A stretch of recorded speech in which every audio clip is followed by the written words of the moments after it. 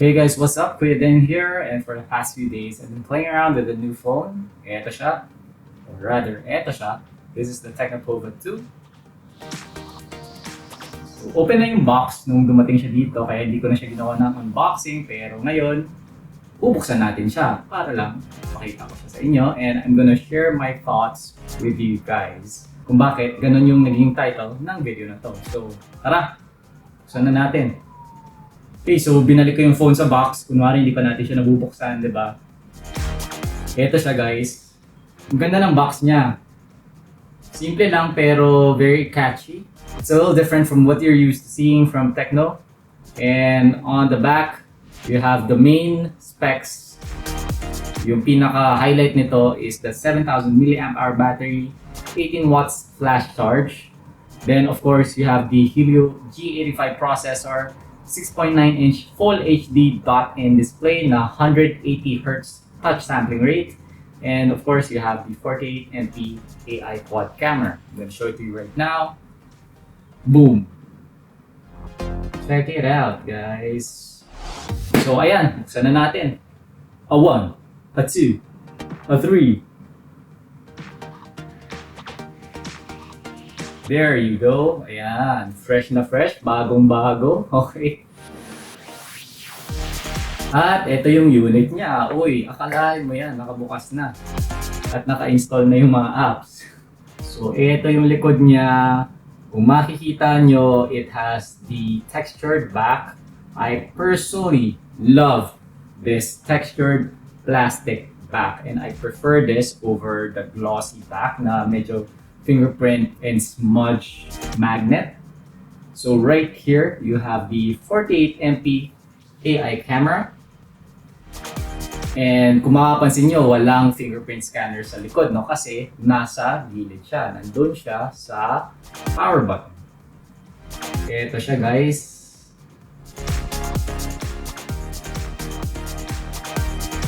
So, ang kagandahan ng gantong design is kung i-unlock mo yung phone, hahawakan mo rin naman yung power button. So, it makes sense na yung fingerprint sensor ay nandun din sa power button. One more. O yan, di ba? Ang bilis lang mag-unlock, guys. So, yung isa pang maganda dito sa Tecnopova 2 is napakalaki yung screen niya. As we've seen in the past Tecno phones, kadalasan talaga malalaki yung screen ng Tecno phones. We have a 6.9-inch screen on the Tecnopova 2. Ito siya, guys. So, maganda yung positioning ng ating notch kasi nasa top siya at saka naka-center siya. So, hindi siya masyadong nahahawakan pagka, di ba, naka-landscape ka, di ba? Hindi mo matatakpan. Hindi siya madaling matakpan ng iyong fingers. So, bukod pa doon, this phone has a 7,000 mAh battery. It's one of the largest that I've seen in 2020. And ever since I got this, mga 5 days pa lang yung nakakalipas, no? And I've only had to charge this once kasi napakahirap niyang i-drain. I can tell you for a fact na nagamit ko siya ng at least 3 days tuloy-tuloy. Yun nga lang, medyo matagal siyang i-charge, no? Hindi ko pa siya masyadong inoorasan, pero compared to my other phones, although medyo mabilis na rin yung 18 watts, para sa akin, medyo natatagalan ako sa pag-charge niya. Which is understandable kasi 7,000 mAh nga naman yung battery. So, mamili ka, di ba? Yung matagal mag-charge, pero matagal din yung buhay. Or yung mabilis mag-charge, pero madali rin ma-discharge kasi maliit lang din yung battery capacity. So, yung Tecnopova 2 has 6 GB of RAM and 128 GB of storage. It runs on the Android 11 operating system with HiOS 7.6. I'm gonna show you guys yung specs niya right now. Ayan po siya, mga kapatid. Tignan nyo na lamang. And of course, you have that Full HD display na 180Hz yung touch sampling rate. So very responsive siya. At the same time, maganda yung resolution niya kasi Full HD siya. Bagay na bagay sa isang phablet na malaki yung screen. In this case, 6.9 inches of real estate. Pagdating naman sa performance, ito yung medyo hindi ako na-impress. This runs on the Helio G85 chipset. And I've reviewed so many phones na tumatakbo sa MediaTek Helio G85. It's a very powerful and very capable chipset, not just for applications, but also for gaming, which is what the G stands for in the MediaTek Helio G series. And yung unang napansin ko nung ginamit ko tong phone na to is parang medyo sluggish siya. Hindi ko alam kung dahil ba full HD siya, dahil ba naka-Android 11 siya. Hindi ko talaga alam. And I've been trying to find ways to make it faster. Pero yon, for me, medyo sluggish yung speed niya. I'm sure some of you guys will find it really fast. Pero siguro nasanay lang ako na mabilis yung response sa isang Helio G85 phone. Pagdating naman sa gaming, hindi rin siya ganun ka-impressive. I would say nasa average lang yung performance niya. I tried playing MOBA. Siyempre, Mobile Legends, kaya niya kahit na mag-high ka pa. Pero halimbawa, Marvel Super War, medyo nagsa-stutter siya. So, binababa ko talaga siya sa lowest setting.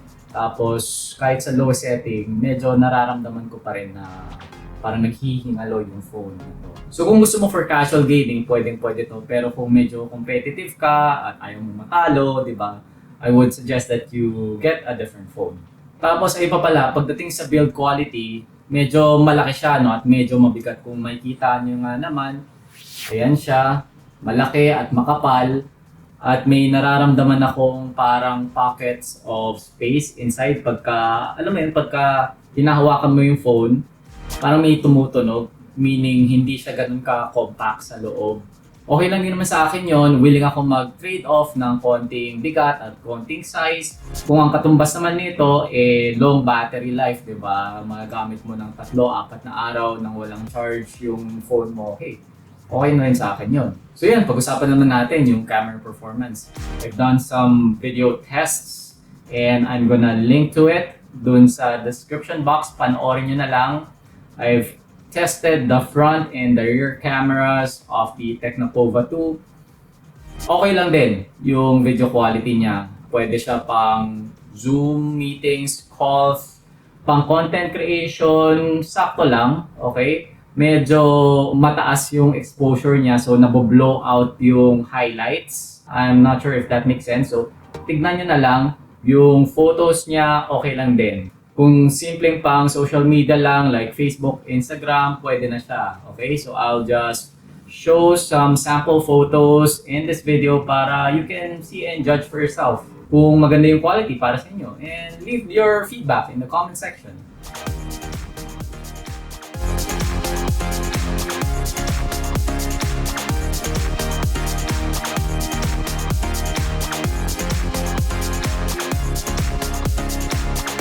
So eto guys, I can honestly say that this has been one of my favorite Tecnophones so far. Okay? Yung design pa lang niya para sa akin, this is one of the best smartphone designs. Kung pang mid-range lang din ang pag-uusapan ha. Yung plastic na back, itong textured back, gustong gusto ko ito. Siguro personal preference lang.